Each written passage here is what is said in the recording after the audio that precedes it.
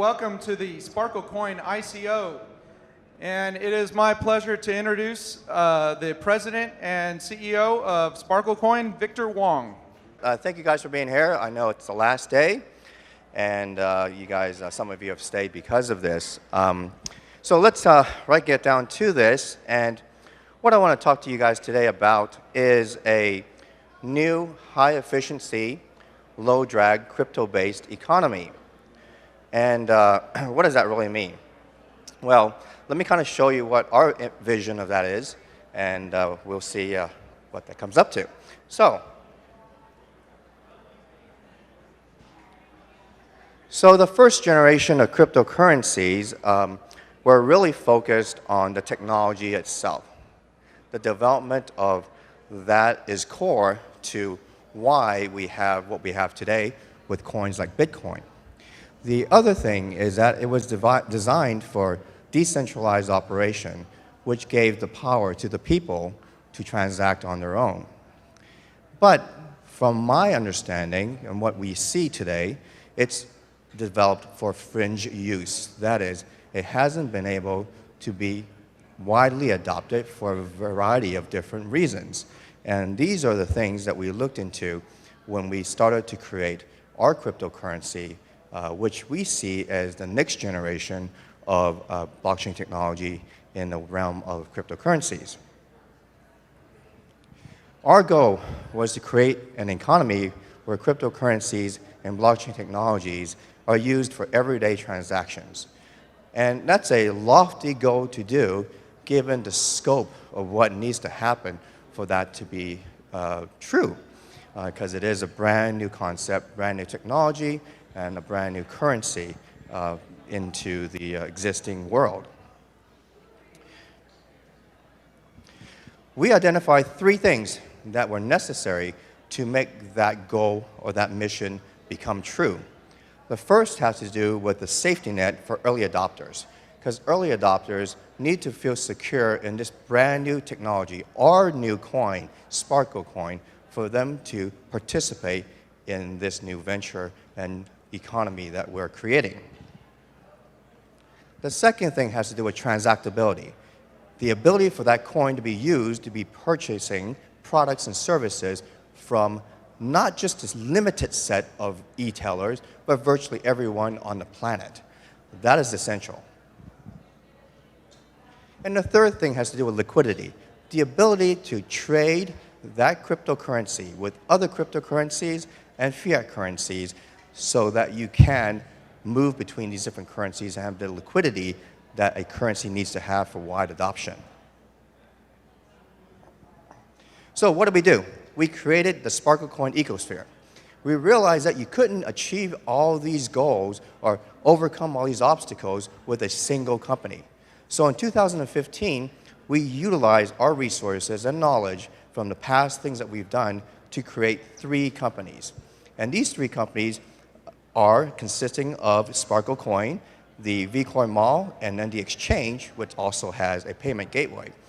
And in creating that, we needed to have full control of what we're doing so that we can provide the necessary support and the necessary things to make it happen in the world of business. So we implemented our own blockchain. We did not build it on top of someone else's blockchain. That's an important thing because we can provide the necessary changes on our own when it's needed.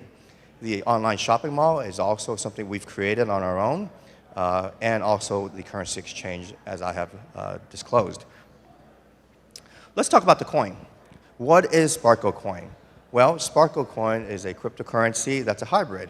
It's based with POW, which is proof of work, and POS, which is proof of stake. And the reason why we chose a hybrid technology is it allows rapid increase in processing power and adoption through mining, but it has the sustainability of POS, which is a proof of stake long term. Now, Sparkle Coin, in addition to the algorithm, also has the ability to be backed by $5 worth of diamonds, GIA certified diamonds per coin. And this satisfies the first obstacle of being able to provide a safety net for early adopters so that they feel secure in purchasing the coins because they can always redeem it after the ICO for actual diamonds. of that worth. VCon Mall, transactability. It's something that everybody wants for a cryptocurrency. It's not readily available. You can maybe buy some things from overstock.com using Bitcoin, but that's about it.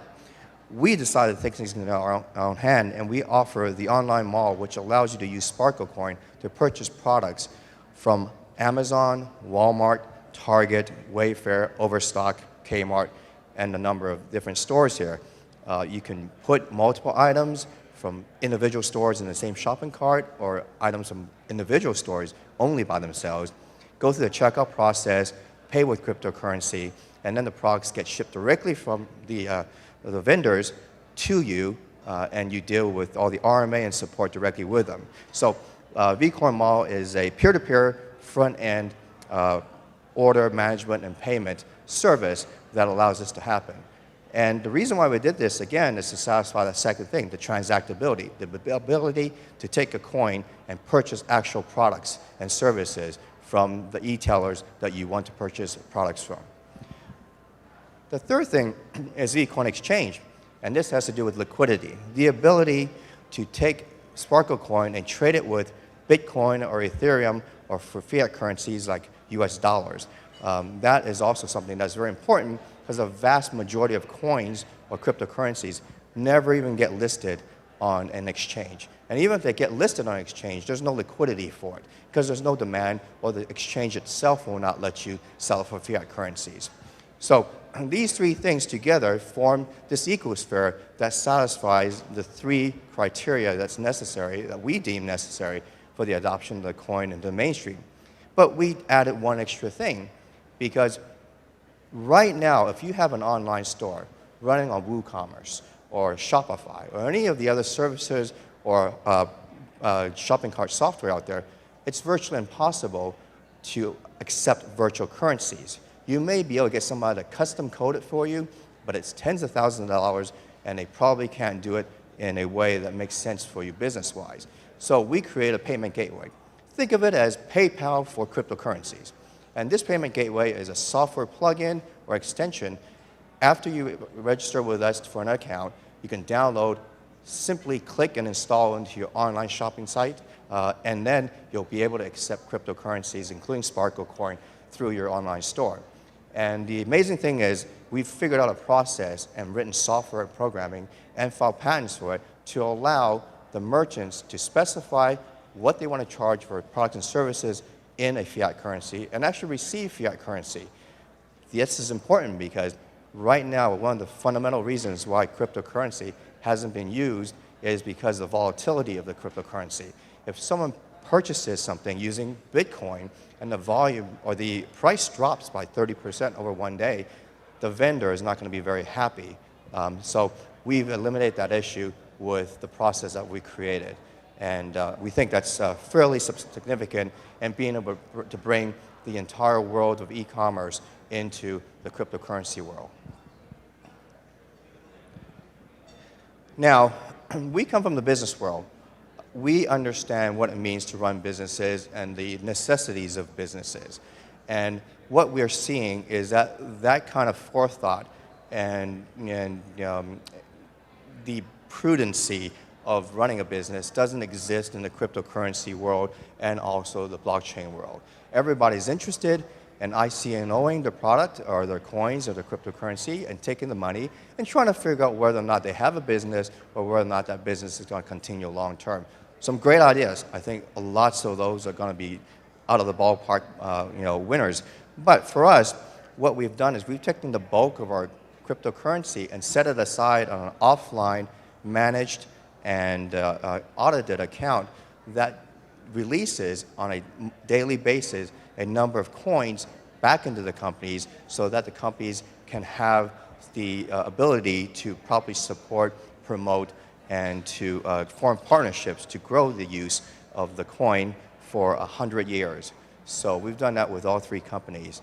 And we think that's a pretty pretty innovative thing to have that kind of foresight to understand what real business needs long term.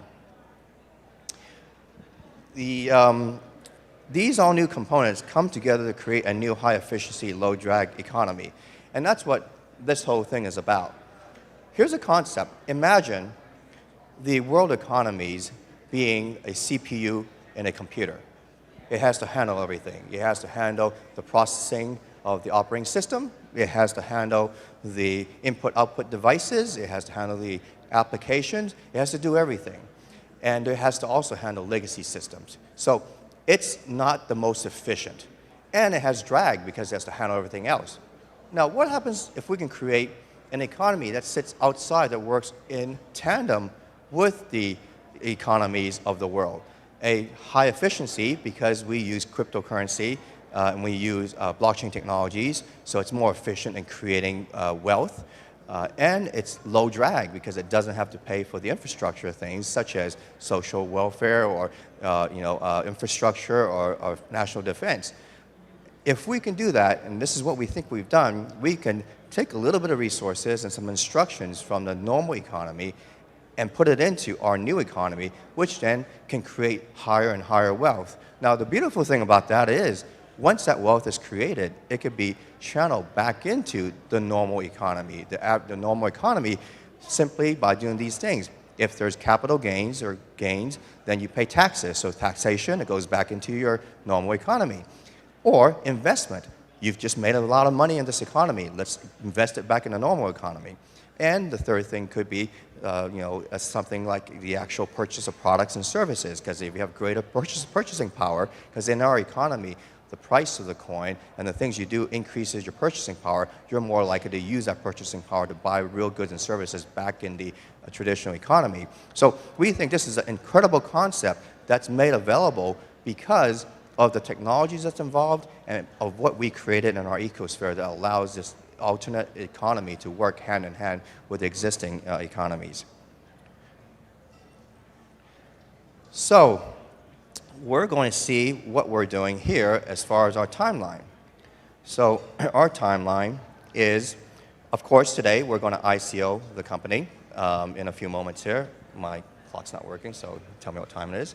And the next thing we're going to do is to allow people to have liquidity, which is to buy, sell, and trade our coin immediately after our ICO. That's something that's very rare. I don't know personally of anything out there, cryptocurrency-wise, in recent times that allows you to do that. Because most people are at the white paper stage and are getting the funds to go build a company. We've actually paid for all this in the last 2 years, and everything we've described up here is already developed and ready for rollout, immediate transactions. And then immediately after the rollout of the exchange, we're going to do the VCoin Mall, which allows you to have the transactability, because now you have the coins, you have the exchange that gives you the liquidity and the ability to change between the different cryptocurrencies. Now we allow you to purchase products and services from some of the biggest e-tailers in the world. And then after that, we're going to do the payment gateway. Once we've stabilized and the transactions in the mall with the large e-tailers, we're going to offer that same service to every shopping cart site in the world. So they can instantly participate in the mall as a supplier, or they can download the plugin and process cryptocurrencies directly on their site. In 2018, we have plans to do a lot of partnership rollouts. Just in this particular conference, we've been approached by some incredibly vast companies and talented people who would like to utilize our core to be able to do partnerships to roll out additional features and functions in different vertical markets. And then, of course, moving forward, we have expansion and growth, because once again, all the funds coming in aren't going to developing a company or the fruition of a white paper. We've already done all that. So all this is moving forward money to power the economy, to power the increase in wealth and more efficiency in producing that wealth. So what does this mean for businesses, for vertical markets, for other people who say, hey, you have something really cool, we'd like to participate? Well, what we've created in this economy, we've also designed for easy use for other businesses. It's suitable for any kind of business that may need cryptocurrencies or blockchain technologies to have better efficiency in what they're doing. You can literally plug in profit, meaning that we can take your business model, plug it into the core of what we created. You don't have to create the cryptocurrency. You don't have to create the exchange. You don't have to create the payment gateway. You don't have to deal with any of the infrastructure and deployment. You can literally take your business plan or your business model, and we can implement that for you extremely quickly. We can save companies a year to 3 years and potentially millions of dollars in R&D and give them first mover advantage in their particular industry. And then, of course, protect it and support it, right? Everything we do is encrypted. We have partnership level hosting with Google and Shopify and everything. So we try to lock everything down as best as possible. And one really important thing as to why corporate America, corporate world, don't work with cryptocurrencies currently directly has to do with the support issues. No Fortune 500 company is going to sit there and work with a cryptocurrency that's not supported by a substantial company. They can't take that risk. So we want to be that company. We want to be that company that's well-funded, that's well thought out, that has the support mechanisms in place, that has the personnel in place to give these companies the comfort to be able to finally engage with a cryptocurrency so they can be part of this world. So, in short, this is what we're dreaming of doing and what we have actually created. And the first step, again, is the ICO. And just a little bit of background on why we think we can do what we've done and why you'll see that we've actually created it is the history of the core of the company goes back to early days where our expertise are about taking new technologies and implementing them into the real world.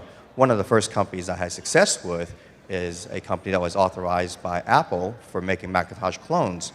In the 90s, we actually made the most powerful Macs on the planet. And that's taking technologies and distilling it and putting it into the mainstream. We were the first ones to do a bare-bones system. We were told that we had a potential of really expanding Apple's market share because we were able to do the build-your-own box. That's a hardware side. On the software side, we used web objects and created one of the first online ERP systems with a web POS interface. And that was utilized to power presidential libraries like the LBJ Presidential Library and Lucid Technologies and was an enterprise solution for Apple's enterprise group. So that's some of the early things that I did and the group has done. And after that, we went into the music world and created instruments with computers built inside of them. And we really sparked the use of computers in music production and performance. Everybody from Prince to Madonna, Maroon 5, Korn, Timberland, all use our products to write their music and also to perform. So all the keyboards on stage, the Super Bowl with Prince were ones we designed. So this is just to kind of wrap up to give you guys an idea why we're able to do these things. Because to be honest, you're probably sitting there going, well, this sounds incredible. How can a company out of the blue in 2 years create 3 companies and the scope of work of what we created? Well, the reason why is because this isn't something new for us. We've done this for decades. So anyways, at this point, I'd like to bring a couple of people up here who've been instrumental in our success. And want to open the floor up to questions. Just raise your hands. We've got people running around with microphones. First and foremost, David Chen. David is ex-partner, senior partner, right? Senior partner at Deloitte, who recently, I guess a couple years ago, started his own VC firm. And through a lot of convincing and phone calls, we were able to drag him out of his firm into our little project. So that's David. And then next person is Jacob. Jacob is our director of social media, as you can tell by the way he's dressed. Jacob is a fantastic find. He's a music producer by trade, but he's also probably one of the most talented social media people I know. Let me tell you what he's done. In the last week and a half since our first really posting on Facebook, he's been able to have us reach and have over 6 million reaches on Facebook, which resulted in over 300,000 followers. And these are legitimate followers that saw our promotions, saw news about us, and decided to follow us. And we are now the #1 most followed cryptocurrency on Facebook after 1 week and a half. So these are the kind of people that are in the company that allow us to do the things we need to do. So at this point, if there are any questions, we'll be glad to field some of them. Yes, there's. Hello. Just wondering how you could concisely tell us the difference between Bitcoin, Ethereum, and Sparkle Coin. Okay. On the technical side, Bitcoin and Ethereum are what we deem, and this is our own vernacular, first-generation coins. You know, they were the granddaddies and the subsequent grandsons or sons of the technology. They're pioneers. They're wonderful technologies. Bitcoin obviously is the leader in the sense of the pricing at this point. And they're using POW, and we're slightly different, being the next generation. We benefit from the trials and tribulations and the things that worked and didn't work with those coins. So we're a hybrid coin. We're a POW POS, so we won't run into issues of what recently happened with Bitcoin, where they had to do a split and different things like that. But more so on the other side of it is we view ourselves as a business-centric cryptocurrency. And let me explain what that is. Bitcoin is really a coin that's loosely managed by an organization, by the general public. It's going to do what it's going to do. It's always going to be there for its purposes that it was initially designed for. But because it doesn't have the necessarily support structure around it, you know, a lot of people feel uncomfortable using it in their daily businesses. Ethereum, and the founder was here speaking, is an incredible platform for applications. I mean, it's just fantastic. But they've also made it very clear that their positioning is they would be happy for you, XYZ company out there, to create applications on top of their blockchain, but they're not going to custom code or design their blockchain for business. They're going to do further exploration in the technology. Now, where we position ourselves is we have the latest technology in our algorithm, and we're business-centric. That means that we've created the ecosphere already, which lets businesses plug in there, and we're going to be reaching out to different companies in different industries to build the APIs and to build the necessary things to connect to their business model, to connect to traditional networks. Yes? I wonder if you could tell us a little bit more about the diamond backing standard that you're implementing, and also why did you choose diamonds, which are very heterogeneous and difficult to price as opposed to something like gold, which is homogeneous? Yes, the diamond backing was necessary because it was designed as a safety net or training wheels for initial or adopters or purchasers of the coin. Where the value of the coin will ultimately sit or be derived from is going to be from the actual transactions of the ecosphere and the growth of the ecosphere. Meaning someone from an accounting firm can sit down and go, here's the number of transactions through these number of retailers or online stores, and here's the volume, and for that, the justification of the value of the coin. So we selected diamonds because A, diamonds through the course of history have increased in price because it's kind of a monopoly. Versus gold and silver, which can go up and down in price over the course of time.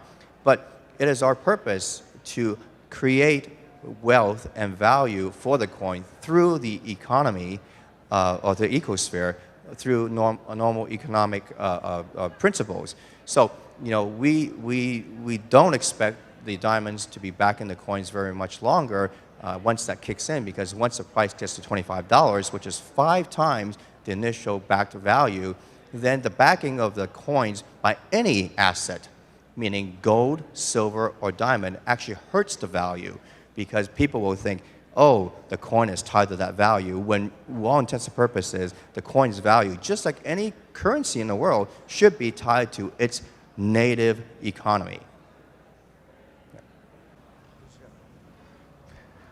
So a couple of days ago on the Techcrunch stage, Vitalik was talking about Ethereum and how he sees scale approaching Visa kinds of levels in the next couple of years. Do you agree that Visa is replaceable in that kind of a standard? And do you think that you'll be looking to gain that kind of a scale? And if so, how will you get there? Yeah, the scalability of the number of transactions on the blockchain is of a technological roadblock that has to be overcome. Because, you know, as he was talking about, more as you get into more in the mainstream, that blockchain has to process more and more, and it just tops out at a certain number.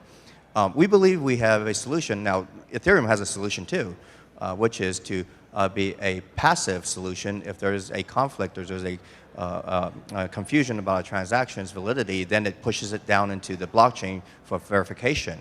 But we have a preemptive approach, and we've filed a patent for this preemptive approach, which allows it to, we believe, be extremely scalable, so scalable that we don't think there's actual limits to it. And the only thing I can say about that at this point is it can't be done at this point in this technology with blockchain technologies only as a decentralized mechanism.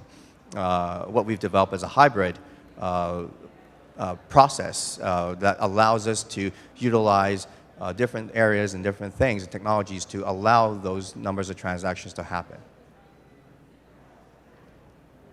So based on that, should startups here at Disrupt be lining up to get on with you guys?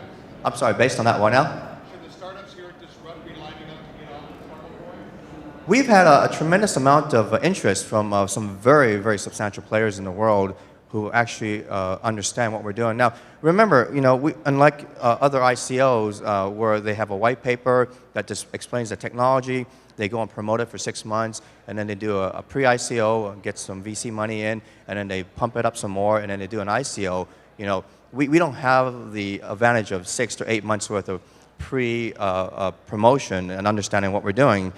So we really started a week and a half ago, but we had to. Because the minute that we would come out and say what we're doing, everybody would say they're doing the same thing. And if we showed up later with what we have, and no one would understand, and everybody would say, oh, we've heard that, and we don't believe you actually have it. So to answer your question, Jeff, I think more and more people are going to come to us after this conference because the news is now just starting to get out. You know, we didn't have the months and months to do that.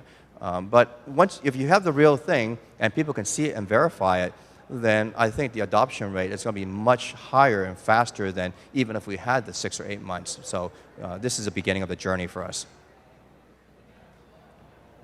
Yes? So I'm wondering how you got your 300,000 Facebook followers so quickly in a week or 2 weeks, given that most crypto followers don't do much on Facebook. They value their anonymity. It's not a normal position. Well, I'm going to let him answer that, but just to quickly give you some updates, you know, we're not so laser focused only on the cryptocurrency world. And you're absolutely right. If it's cryptocurrency-centric people, there aren't that many on the planet. There aren't even that many people outside of that world that understands what Bitcoin really is, except that I should buy it because the price is going up, right?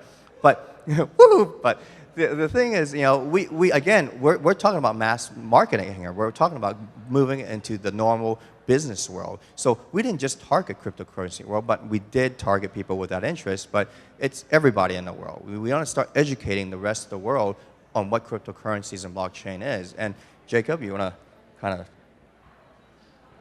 The $1 million question I've been asked so many times. Don't tell them all the secrets. Yeah, no, of course. There's no secrets, actually. You know, I come from the music world, producing everything that has to do with the music industry. And when Victor approached me and asked me to help with the campaign, I knew almost nothing of cryptocurrency. I mean, I've heard the name. I really have no idea about you guys' space in this. And so I had to go back and do the basics. What's this about? What are people going to be interested in what this company is? What are the highlights? You know what I'm saying? I had to go do my homework on it. So I did that.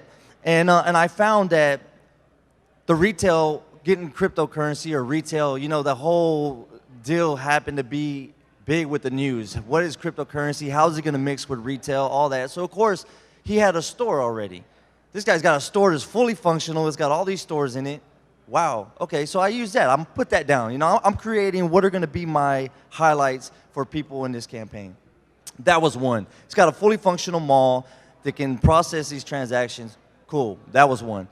We looked at the payment gateway and what that has to offer. We went to the exchange, the liquidity that's there. the fact that so many ICOs and the whole news is behind that and the bad attention is getting because it's a white paper. This guy took 2 years, put the whole companies together. Everything's finished, right? This is just things that I'm looking at. And I kind of took all that, and I think with the fire of cryptocurrencies, the topic of what it is in the world today and the potential that it's becoming and how many people are hearing about people who've done well in it, things that are going bad with it, just kind of that whole thing. I just took the highlights of what I found with what he had. This Sparkle coin addresses many issues that are problems or problematic, I guess, with what's currently going on with them. And all we did was pretty much reach out to pockets of people and found a great response from them. You know, they asked me where the magic is behind that. There is no magic. There's solutions that have came with this company that it offers to the world of cryptocurrency, and I think that's what propelled this thing to 300,000 followers. And it's definitely the largest response campaign that I've ever done. And I've never done anything different other than look for things that companies offer to the public and solutions that they offer, and that's where we grabbed from. And we reached out to many places of the world and got a great response. Does that answer your question? There's one over there, and then you're next. Hi. So first of all, basing the currency on diamonds, from my understanding, diamonds is quite a monopoly market. There's one major player that kind of supplies majority of the diamonds in the market.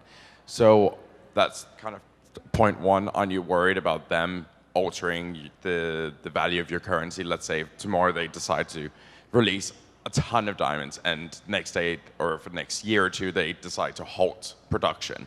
That would affect you. Number two, having a physical asset as a diamond, you would need a similar kind of infrastructure like a federal bank. You would need security to protect the diamond as in physical security.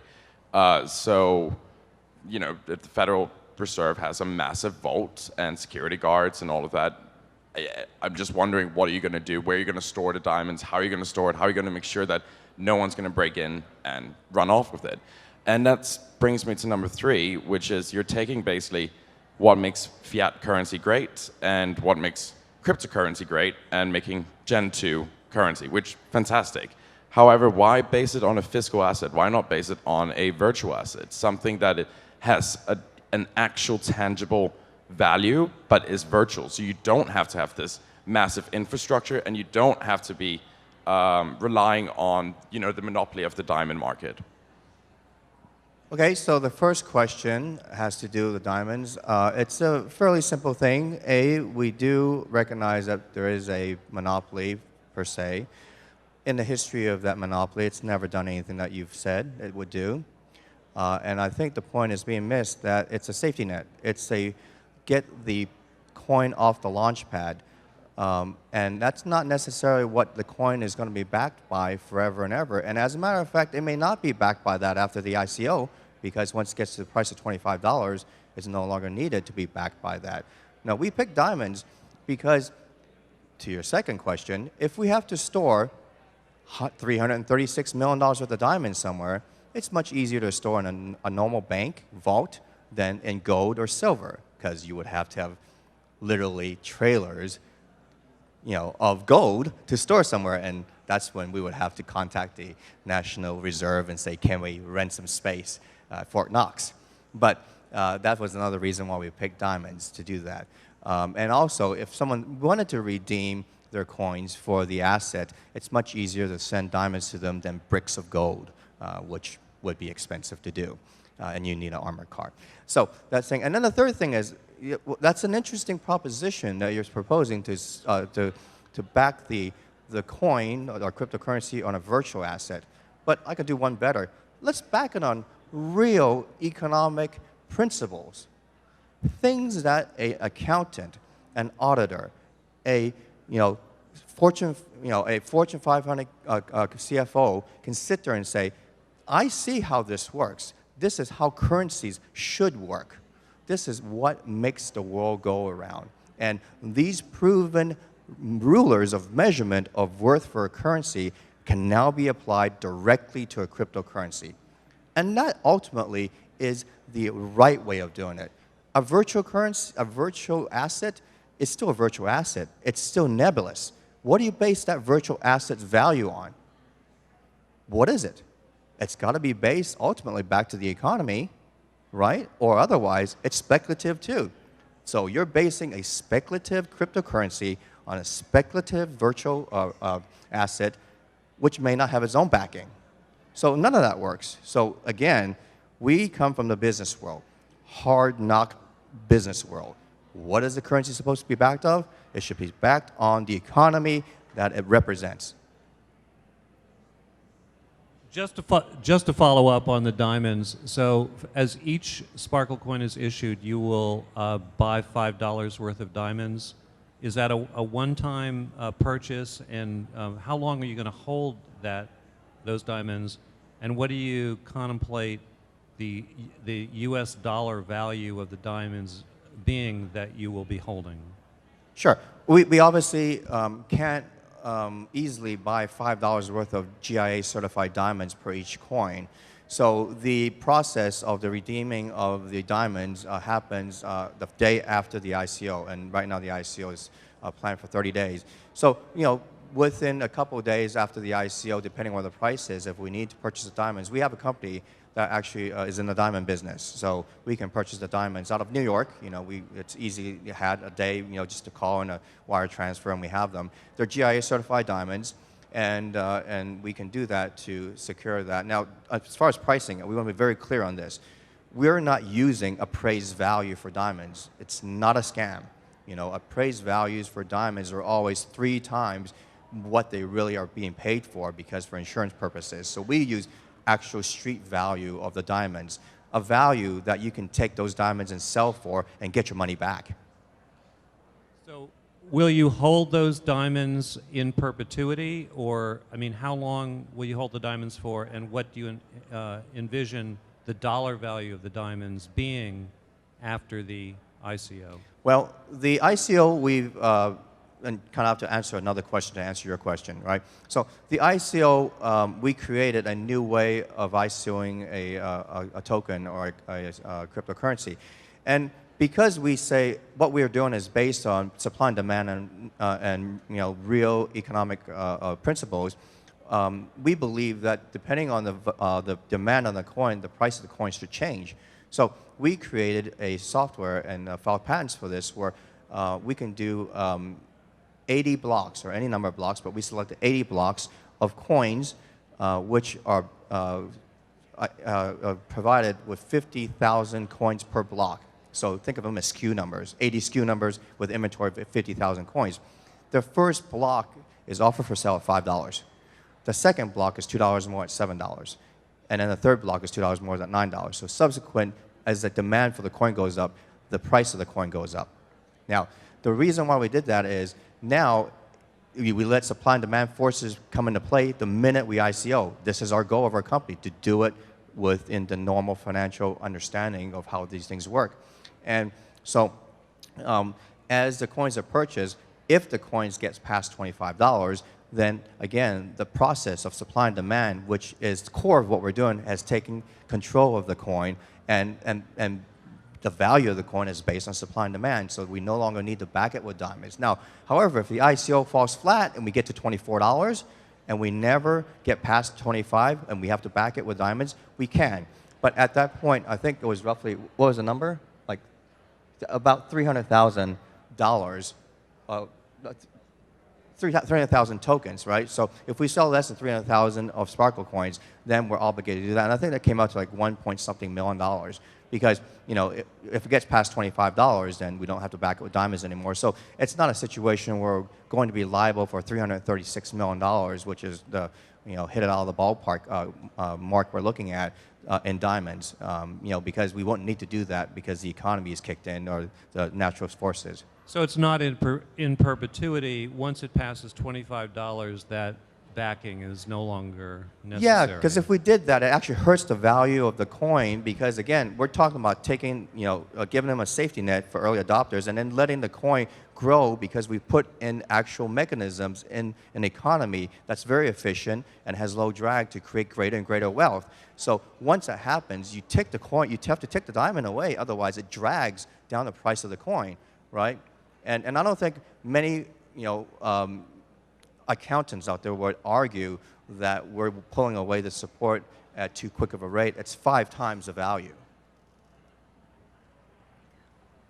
Anyone else? Hi.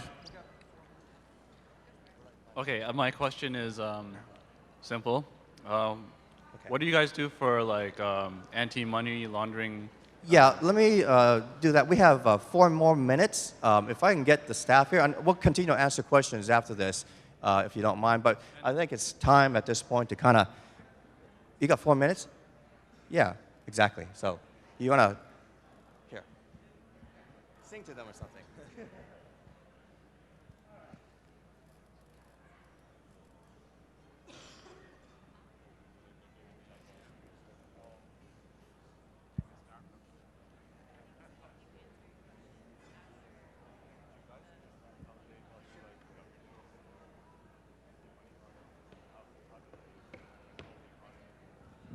All right, so if I can get the rest of the team that's here.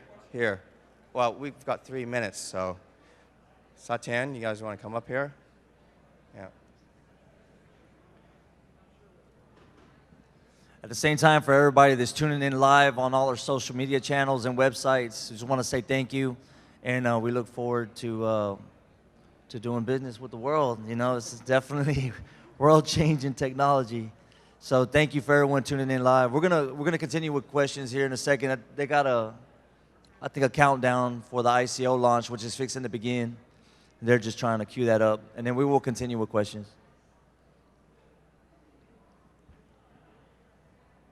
So, hello? Yeah, they're not able to get the screen up, but if this is the worst that we have in a demonstration, then we got off pretty lucky, because usually it's pretty bad. So there we go. So we've got 2 minutes and 6 seconds left, and we're going to launch this thing and hopefully do the world a little bit of good, increasing people's buying power and things like that. Coming up here is Satyen. He's our controller for the company. He's the one that gets all the money, so he has the best job here at the company. We all work really hard. He just give me is what he does. And then there's Travis. Travis is our CTO. Obviously doing his job, running around, scurrying around, securing cables. I feel like I should be doing some comedy here. Anybody got any good jokes, stand-up jokes? No. So, 1:25, and I know you guys are so excited for us, I can tell. But if you don't guys don't mind counting down with us when we get to the last few seconds, it'll be great. We're actually streaming this to the world, hi world, and so, yeah, we'll see what happens after this. So, 1 minute left.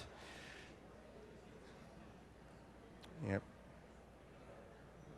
You ready? Travis has a surprise for everybody. He's been building this in the hotel room, which, if they would have found out, would probably kicked him out. So, 44.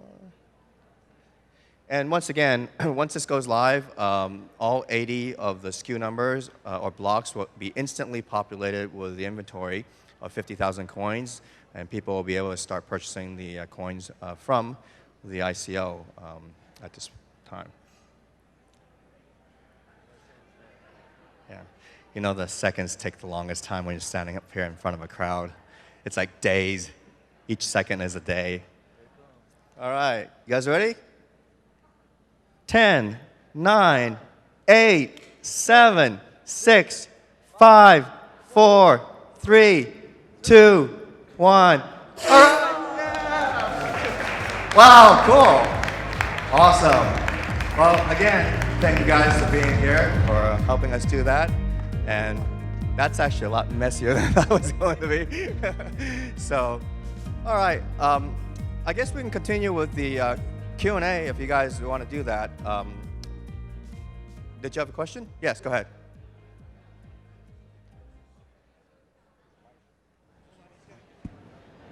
Yep. Yeah. Can you be a bit more specific with some of the answers to the questions posed? So, for example, in terms of your processing power, how many transactions per second now? What do you think you'll get to? When? And will you compromise security to achieve that? I don't know. We don't know.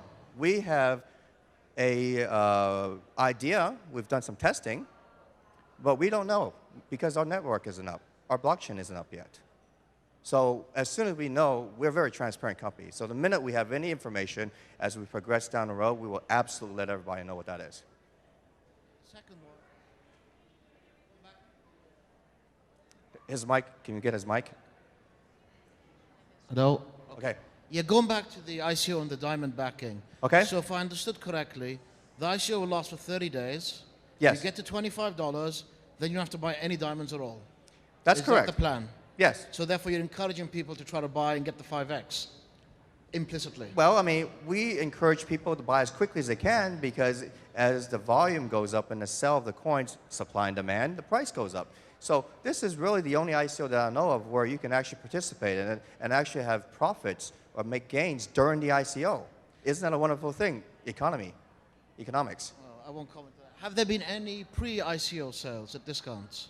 I'm sorry? Any pre-ICO sales at Yes, we did a discounts? tiny pre-ICO for basically people who've helped us get here as a reward, but we self-funded everything. We paid for this all. It's been quite a lot of money, a large amount of money, and so we didn't have to go the path of showing our hopes and dreams on a piece of paper and say, please believe in us and give us money to do this. We went ahead and just did it. Fine. Thank you. Yeah, thank you. Yes? Yeah, I have a question about anti-money laundering or. Yes. Do you guys have any measures against those? Yes, actually, we're very, very cognizant of the issues, and we have worked really hard to put things in place to eliminate that problem because we cannot do that. We are going to interface with Fortune 500 companies, hopefully, and the financial community. So we put in KYC and AML processes, and we work with a company called Identity Mine, who's helping us do the validation of the information. We also scan for IP addresses so that we can comply with, let's say, the US embargoes on certain countries to not be able to do transactions with them. We have 5 different tiers of KYC you have to perform or get approved for, starting with cryptocurrencies all the way up to fiat currencies. So, and these are the standards are being used by other exchanges and banking systems. So we are in and will continue to be fully compliant in anti-money laundering processes. Second question Yes. is, how do you govern the economy? Like, because in a real economy, there's a central bank that can control the direction of the economy. Well, and to be honest, has that really worked really well all the time? I wouldn't say that it's always worked well because there's additional reasons why the governance happens a certain way. It's our approach that, just like we believe in the economic principles of how economies work, we don't want to govern the economy. The economy, what we can do is we can put things in place like what we've done to increase the value and the ability of the economy to generate wealth. But governing it, that's not our policy. We're not a government agency. We're not going to govern the economy in that sense. Now, if there's rampant fraud and things like that, absolutely we need to stop doing whatever we can to stop that from happening. But the economy should be the economy. It should be pure supply and demand based on financial and economic principles. How is the demand generated in your economy? Like, where's the economic value creation? I'm sorry, I can't hear you. Can you? Where's the economic value creation engines? Well, for example, the online shopping mall. You can use our coin to purchase products from Amazon or Walmart. That's actual transactions and actual volume that's relatable to actual US dollars that it's being transacted in. The payment gateway that we have that lets other companies, no matter if they're providing services or products, to be able to charge people or use accept cryptocurrencies. That's part of the economy. And then, of course, once the funds come in, they use it to buy products. They can pay for their vendors. They can pay their vendors using cryptocurrency. So it is an economy. Oh, okay, so if I can use the Sparkle coins or US dollar to buy something on Amazon, that's my understanding, correct? I'm sorry, I can't hear you again. So if I am on Amazon and I want to buy something, I can either check out using Sparkle coin or US dollars? You can do that through Coin Mall. Okay. You can go through our mall, select items from Amazon or select items from Walmart, and put them in the same shopping cart and make payment using cryptocurrency, and then the products will get shipped directly from them to you.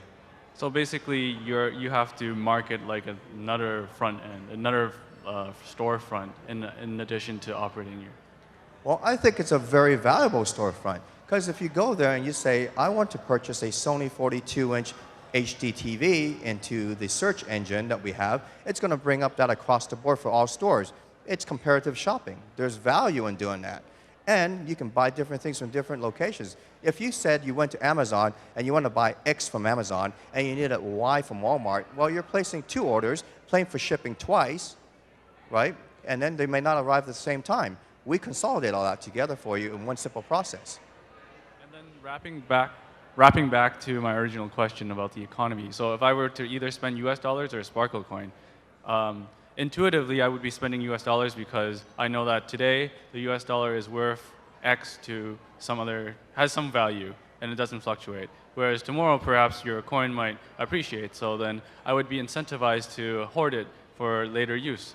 So what would be the incentive for Sparkle Coin holders to spend, or like how do you combat inflation and deflation without a central authority? Sure. I mean, the incentive, and you're very smart in identifying this point, which I forgot to bring up, which is for every Sparkle Coin you spend, it potentially increases the buying power and value of Sparkle Coin. Meaning, if you purchase $1,000 worth of Sparkle Coin and 1,000 people purchase $1,000 worth of Sparkle Coin, the price of Sparkle Coin is going to go up. Then you take $100 of that and you buy something from Amazon, and then the other 1,000 people buy $100 worth of products from Amazon. Well, that's transactability, that's volume, that's demand. The price of the coin goes up. So maybe tomorrow you're not sitting on $900 worth of Sparkle Coin. Maybe you're sitting on $950 worth of Sparkle Coin, because of the fact you spent the coin. When you spend the coin in our economy, it generates volume, it generates demand, it increases the price. Again, this goes back to the high efficiency, low drag economy. Right, so in the worst case is there isn't enough liquidity, people are not spending. How do you guys incentivize the spending? Because in a real world, you would have the central bank to like lower interest rates and stuff like that. Well, again, we've put things in place like liquidity through purchase of products. Right? When you say there's no liquidity, it's like the other coins where you can't use it to buy anything and you can't sell it for fiat currency. If there's no liquidity in our exchange, meaning nobody wants to pay US dollars or the yen or euros for our coin, you can still buy things from Amazon and Walmart. That's liquidity. Thank you. Hi, sorry again.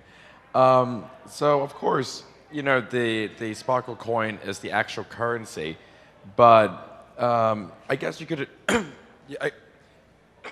sorry about that. It's all right. I guess you could apply some of the rules for currencies to actually what you back Sparkle Coin with.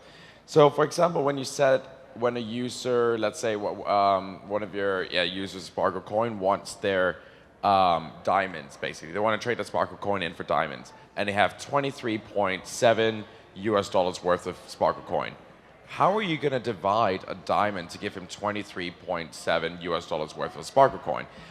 That's number one. And number two, over time, diamonds, they vary in size, they vary in cuts, they vary in, you know, quality. You need someone to constantly check the quality of it and the rating of it. And thirdly, they're easily counterfeitable today. If you don't have an excellent diamond, I don't know what the guy's name is, you know, that reads the diamonds and makes sure that they're actual real, it could be counterfeitable. As a consumer, you can take a picture of it and say, hey, look, we actually have this amount of diamonds in our bank, but through the picture, it might just be crystals from my point of view. Yeah, again, a 3-part question, so I'm going to answer it individually. First and foremost is, and I'm sorry, go ahead and remind me what the first one was? Oh, yes, you answered that first question with your second question, which is when we purchase the diamonds, they're in different grades and different sizes of different value. And when we purchase it from the distributor, they're GIA certified, which answers your third question, that they are legitimate real diamonds and not man-made HDPT diamonds or CVD diamonds. So So the diamonds are certified to be real when we purchase it, and if you redeem them, there is a minimum of $500 in redemption, right? We can't obviously redeem $5 worth of diamonds, so we say $500. So when you redeem $500 worth of diamonds, we will give you the $500 worth of diamonds. And even on our website, under the redemption rules, you contact us, you tell us how much money or how many Sparkle coins you want to redeem, and we work out with you the type of diamonds that you want.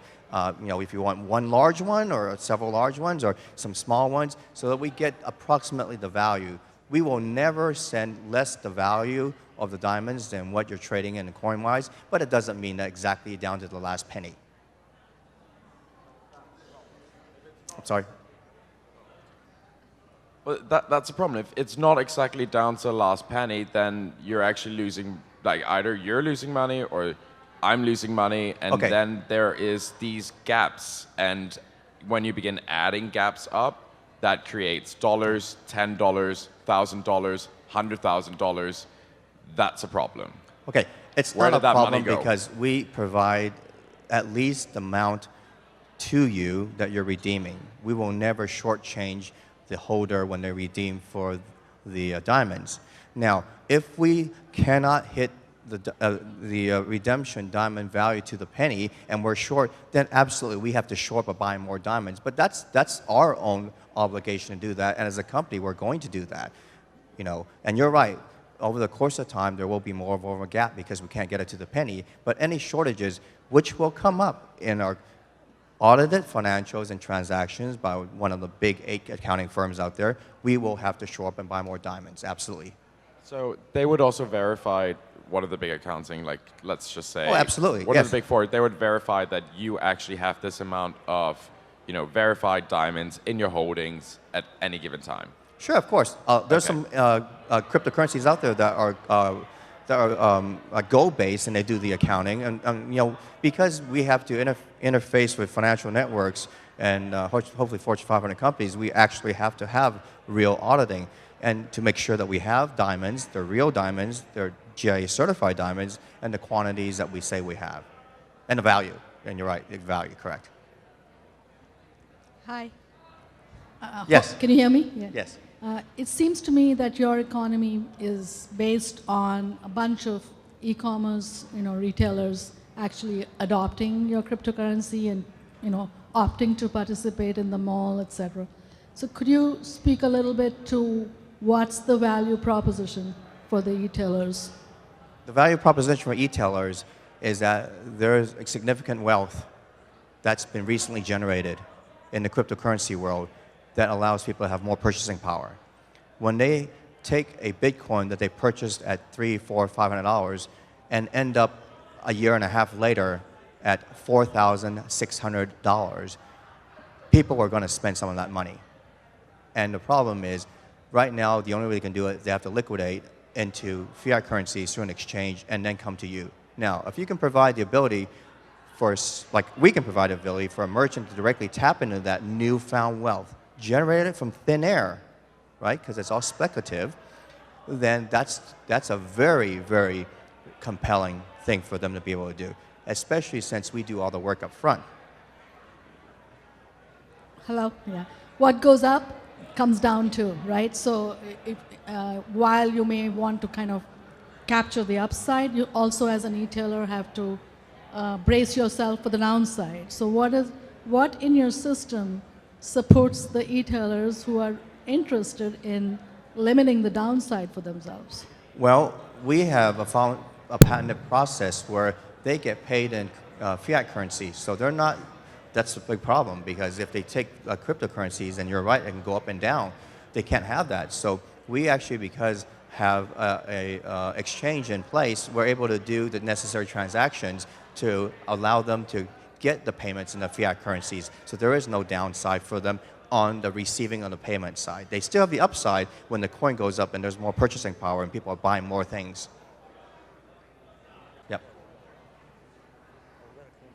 So anything else? We have about 15 more minutes. If not, we can start cleaning up this mess or just leave it for Jeff to clean up.